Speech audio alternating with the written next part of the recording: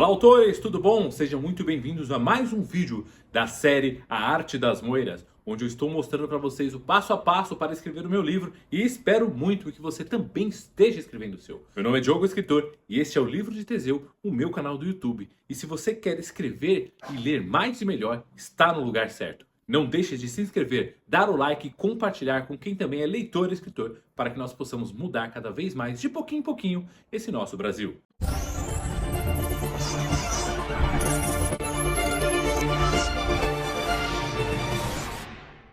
Como vimos nos vídeos anteriores, nós construímos a nossa concepção de ideia, nós temos a nossa estruturação de história e aqui eu vou falar com duas coisas complementares que vão fazer com que a sua história fique cada vez mais verídica e empática para os seus leitores, porque nada melhor do que você ler uma história na qual você consegue se enxergar, não só vivendo ela, mas o mundo ao seu redor fazendo sentido também. E ela nada mais é que a pesquisa referente ao que você vai escrever e o seu personagem. Primeiro vamos falar da pesquisa. Pesquisa é um ponto importantíssimo. Quando nós escrevemos, nós mexemos com a imaginação. Mas para que essa imaginação faça sentido, você não pode se afastar muito da realidade dependendo do que você vai escrever. Principalmente se você for escrever algo que se passe no mundo de hoje e não exista tanta ficção em relação ao sobrenatural ou algo do tipo. Pois nesse caso, você precisa ter a sua linha certa com o que acontece ou o que pode acontecer no mundo real. Por exemplo, se alguém comete um assassinato, você tem que ter a abordagem certa que a polícia vai fazer e não simplesmente inventar porque você viu em alguns filmes ou livros assim. É sempre bom se manter atualizado, pois as coisas vão mudando conforme o tempo vai passando. Se você tem a referência de um filme antigo, você não pode usar no livro atual, a menos que ela continue a mesma. Isso é muito importante para você.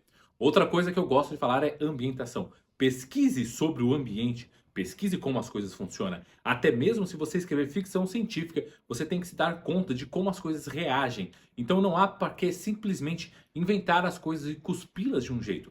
Sim, isso é possível. Sim, isso vai fazer sentido, desde que todo o resto, todo o contorno, faça uma semelhança com o mundo real. Senão, vai ser apenas uma coisa enjoativa, fantasiosa ao extremo, que enjoa o leitor. Leitura, a escrita, ela é simplesmente para encantar as pessoas. E para encantar, elas têm que ser levadas à ficção de uma forma que ela não se afaste muito do mundo real. Isso é um ponto importantíssimo. E para que você faça isso, nada melhor do que o nosso amigo Google ou qualquer outra ferramenta de pesquisa. Até mesmo as inteligências artificiais hoje te ajudam com pesquisas.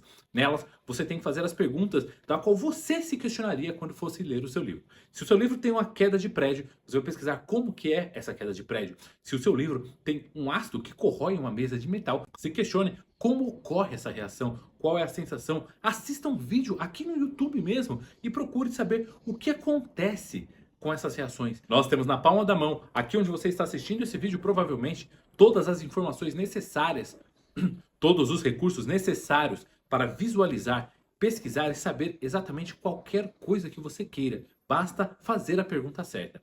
E você, como autor, é um bom leitor. E nada melhor que um bom leitor para se questionar das histórias, para se questionar das referências. Isso é o questionamento correto que você tem que fazer na hora de pesquisar. E a sua pesquisa, ela tem que ser árdua.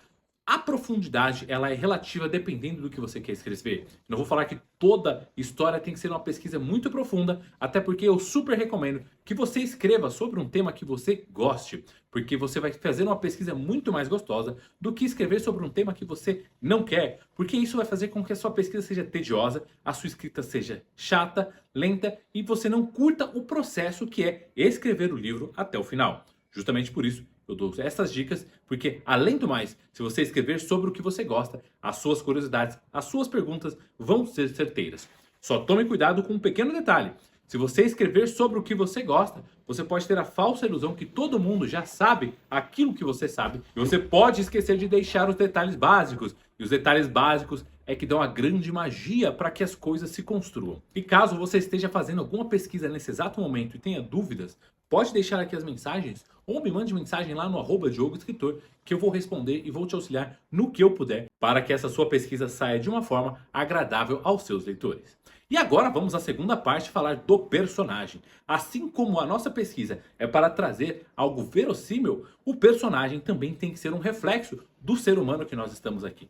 Mesmo que ele não seja um ser humano na sua história, ele tem que ter os traços que tragam a empatia para o leitor. E se nós somos seres humanos lendo seres humanos, nada melhor do que procurar as emoções humanas para que você coloque no seu personagem.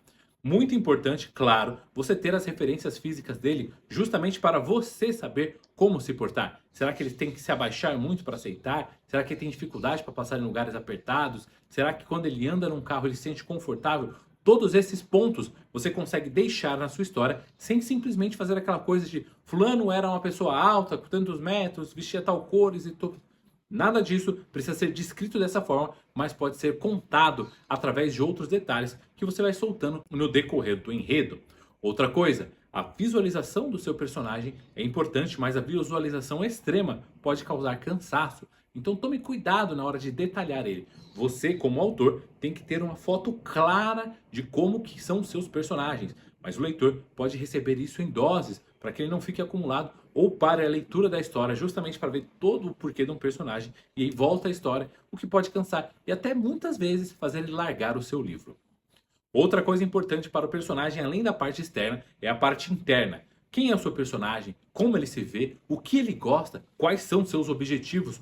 Tudo isso tem que ser montado e moldado para que você consiga passar para o leitor justamente os grandes questionamentos desse personagem, o porquê que ele faz aquilo e, claro, as consequências que ele imagina que vai ter caso aquilo não se realize. Os confrontos internos do personagem tornam eles mais humanos e essa humanidade é o que traz mais a vontade de lermos, porque nós lemos livros para vermos humanos e nos sentirmos mais humanos vendo as resoluções dos problemas que cada um passa. Então, muito importante que você tenha isso bem claro referente ao seu personagem. Caso você queira estudar um pouquinho mais, eu recomendo que você pesquise sobre arquétipos. É uma coisa que eu pesquisei e ajudou bastante a saber como fazer o meu personagem se comportar de cada forma, dependendo da situação. Todos nós temos um pouquinho dos 12 arquétipos, mas sempre tem alguns que se ressaltam. Esses que se ressaltam é o que você pode trabalhar no seu personagem e as ações dele vão estar sempre de acordo.